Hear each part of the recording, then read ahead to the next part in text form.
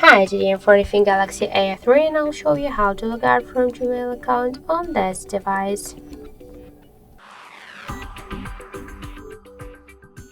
So first open the settings application and then the Gmail application, and then tap on the right upper corner. Just to log out from Gmail application, we should first log out from Google account on our device. And to do that, we should click to manage accounts on this device, tap to your account and click to remove. Then confirm your action by tap to remove account button.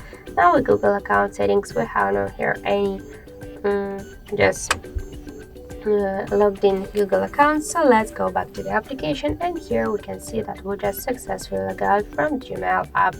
So that's it. Thank you for watching, and if you find this video helpful, don't forget to leave a like, comment and to subscribe our channel.